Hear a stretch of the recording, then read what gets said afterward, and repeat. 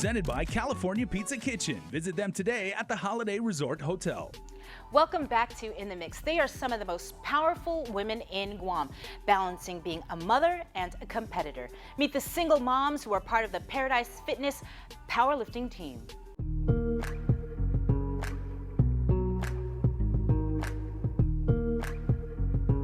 These ladies love to lift.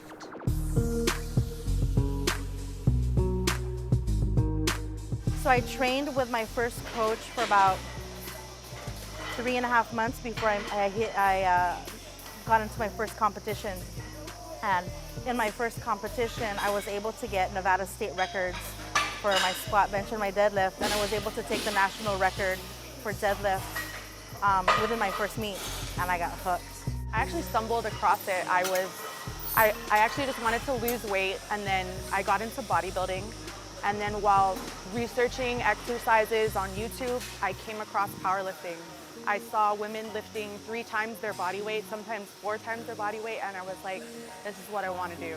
I think one nice thing for me with this whole thing, even though it's brand new, and I'm having to really kind of humble myself in a lot of ways, is that it's refreshing to know that there's always something new to learn.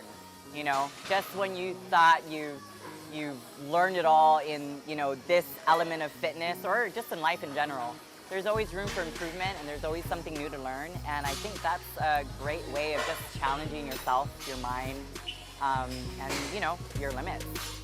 Grace Takuyan Witt, Kayla Anderson, and Desiree A. are the 3 single moms on Paradise Fitness Center's 8-person powerlifting team set to compete in Hawaii in early April.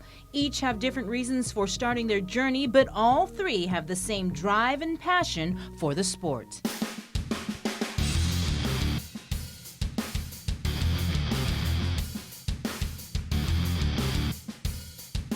Grace started powerlifting 4 years ago in Las Vegas after her daughter was born. Suffering from health and weight issues after childbirth, her doctor told her she had to lose weight. She dropped 40 pounds, but it was one day at the gym, a friend approached her telling her she should join the sport.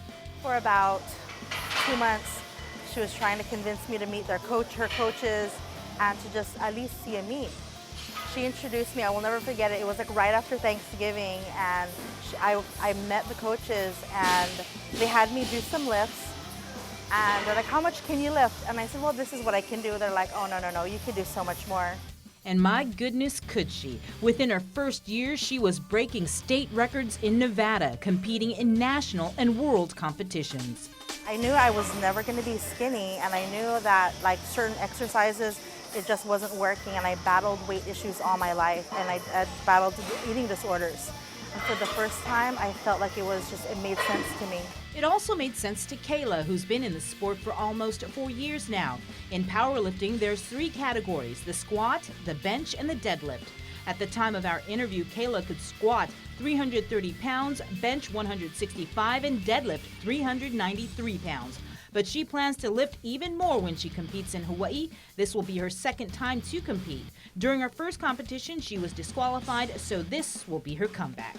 If you fail your bench, then you're not able to move on to the next lift. So I failed my bench and I was totally done. And deadlift is my strong lift.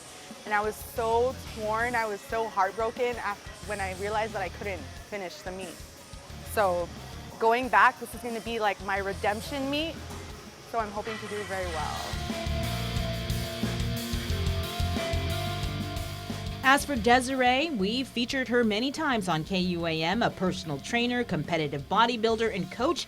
This, she admits, is a new challenge, a new journey she only started but a few months ago. Before, it was about sculpting my body to look a certain way, and a lot of the focus was on diet, and just mentally it was a different challenge. For this is about strength, you know, pure strength, and constantly trying to get stronger as the weeks go by leading up to the competition. So for me, I really had to relearn a lot of technique, you know, because along with powerlifting, I learned that it's not just strength, you know, you don't just muscle up all these moves. There's a technique and a rhyme and reason behind everything. So in that sense, it was really different for me. Because of conflicting work schedules, the team tries to practice together at least once a week, but individually they train as many times as they can, all the while balancing work, training, and being a single mom. I could not do this if it weren't for my parents. I do work quite a bit, and I try to either, on my days off, I try to that's when I stretch out my gym time, and then I'm home by the time she gets home from school, or I'll go to the gym right after work, and then my parents just take care of her until I get home. And they support, and it's a bit tough because they're they're older, and they still struggle with a female lifting. But they know that it's something that makes me happy. I wouldn't be able to do everything without the support of my family. So I'll train 4 to 5 days a week, and I'll go to work and I'll pick her up from school, then I'll bring her home, and then I'll come back up to the gym, train for 2-3 hours, and then go home, get ready for bed, and it's the same thing. To be very honest, I don't even know how I balance everything. I kind of wake up every day and I just go through my day. You know, things happen. If you're a mom, you know that you can plan as much as you want to, but there are always going to be wrenches. And, you know, people always talk about balance, but personally, I've just kind of embraced that there's never going to be a balance. You know, I just kind of have to roll with it. And, you know, I normally have an idea of what my day and my week is going to look like. But prioritizing, I think, helps me, you know. My kids, my job, and me, my health, you know. And everything else has to come second to that. These women are so inspiring. Of course, I had to try a hand at powerlifting, and by that I mean the bar.